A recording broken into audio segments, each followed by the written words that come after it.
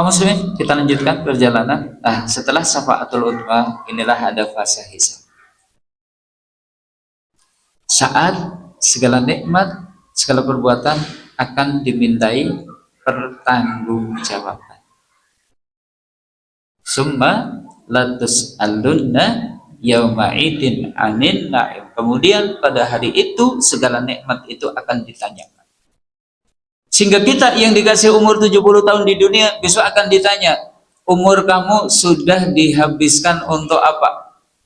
Kita dulu dikasih waktu masa muda, badan sehat, fisik prima, akan ditanya, masa mudamu sudah digunakan untuk apa?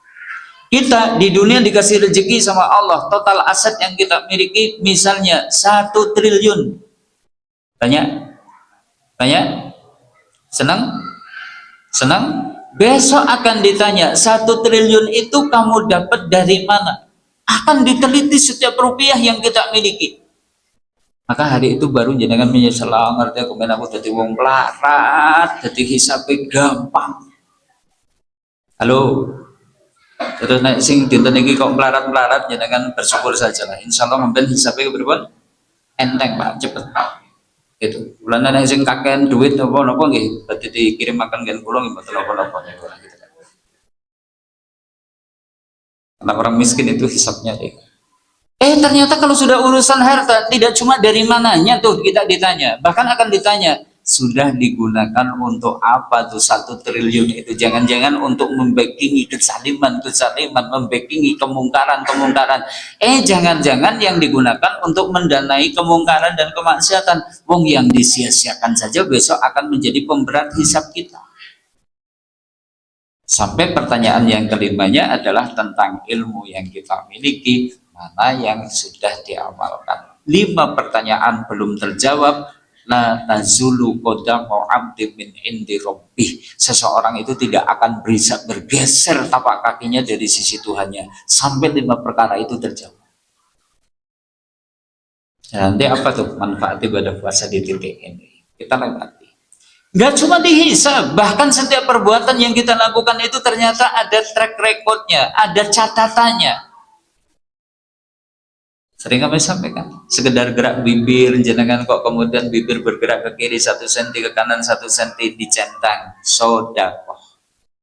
Jenengan kok bibir bergeraknya 1 cm ke kiri tok, dicatat dosa. Kenapa? Menjem.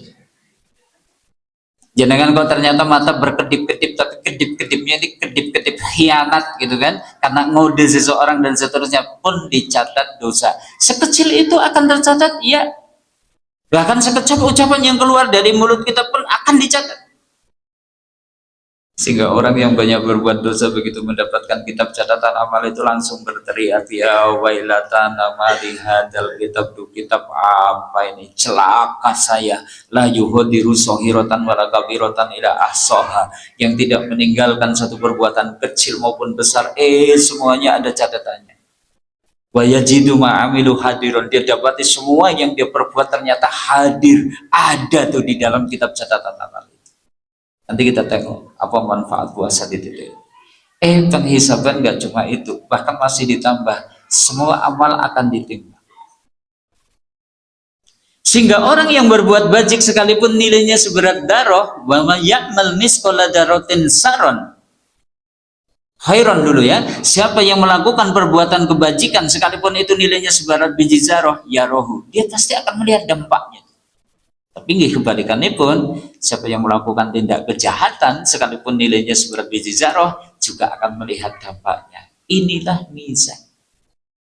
Sekarang di titik-titik ini, apa sih manfaat ibadah puasa? Satu ini, Nabi itu sebutkan, biso imin farhatani yafrahuhuma. Bagi orang puasa ada 2 kegembiraan yang akan menggembirakannya.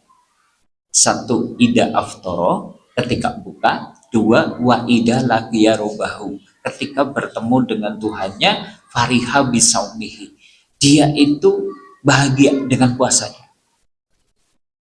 Tadi yang pertama, bahagianya kapan?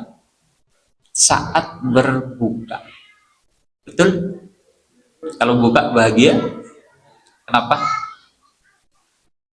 Kenapa? Dawet, kolak, opor ayam, rendang, gitu kan, bandeng presto dan seterusnya. Bukan. Ternyata yang bikin gembira bukan itu. Sering kami sampaikan, wong buktinya kita minum seteguk air saja rasanya gimana? Ya Allah, sudah puasnya luar biasa. Sehingga apa yang di pagi hari kita angan-angankan bahwa itu sesuatu yang lezat, enak dan seterusnya, pripun? Ternyata biasa-biasa saja tuh. Nah, esok-esok seberapa? Esok-esok ibu-ibu pas di depan tukang sayur baru balungan, kayaknya kayak nak esok balungan kayaknya gue buka enak. Gitu.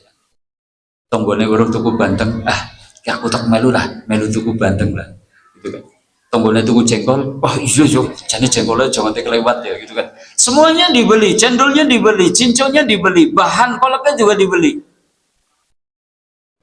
Begitu buka, gimana?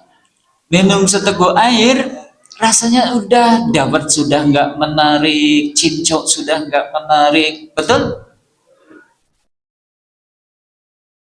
Jadi teringat zaman kecil dulu loh.